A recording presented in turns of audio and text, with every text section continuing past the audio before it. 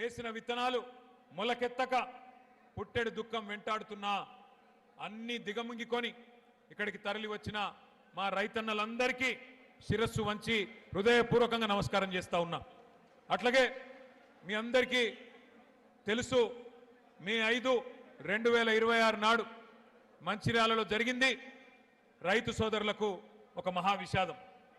ఒకటే నియోజకవర్గంలో ప్రభుత్వం పంటలు కొనకపోతే కొనుగోలు కేంద్రాలలో కాపుగాసి అక్కడే ఉండి ఎక్కడ మా పంట నష్టమవుతుందో అని చెప్పి భయంతోని కదలకుండా ధాన్యాన్ని కాపాడుకునే ప్రయత్నంలో 4 అన్నదాతలు మృత్యువాత పడ్డారు.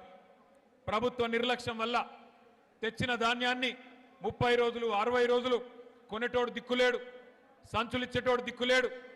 ఈ దిక్కు దివానం లేని ప్రభుత్వంలో అన్నదాతకు మరి దిక్కులేని పరిస్థితి వస్తే ఆ పంటను కాపాడుకునే ప్రయత్నంలో ఆ కొనుగోలు కేంద్రం దగ్గరే కాపుగా చిన్నప్పుడు గోడ కూలింది. గోడ కూలితే 4 రైతులు చనిపోవడం జరిగింది. 4 రైతులు చనిపోతే ప్రధాన ప్రతిపక్ష నాయకులు, ప్రధాన ప్రతిపక్ష పార్టీకి సంబంధించిన బీఆర్ఎస్ పార్టీకి సంబంధించిన నాయకత్వం, మాజీ ఎమ్మెల్యే మా దివాకర్ రావు గారు, మా జీవన్ రెడ్డి గారు, మాజీ మంత్రి గారు 8 గంటలు ధర్నా చేసినా దున్నపోతు మీద వానబడ్డట్టు ప్రభుత్వం నుంచి స్పందన రాలే. చివరికి ఏదో మొక్కుబడిగా ఒప్పుకున్నారు, చూస్తాం చేస్తాం ఒప్పుకున్నారు. కానీ ఈరోజు వరకు దాదాపు 2.5 నెలలు గడిచిపోయినా స్పందన లేదు. కనీసం మానవత్వం అనే ఒక ఆలోచన కూడా లేదు. మరి ఈ 4 చనిపోయిన తర్వాత, అర్ధాంతరంగా వారి జీవితాలు ముగిసిపోయిన తర్వాత నాకు దివాకర్ రావు గారు, జీవన్ రెడ్డి గారు కలిసి ఫోన్ చేసినారు.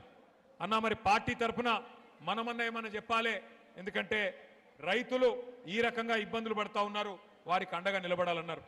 ఆ రోజు మేము వరంగల్లో ఉన్నాం, రైతు సదస్సు, అక్కడ రైతు సంగ్రామ సదస్సు నిర్వహిస్తా ఉన్నాం. అదే రోజు ఈ బాధాకరమైన సంఘటన జరిగింది.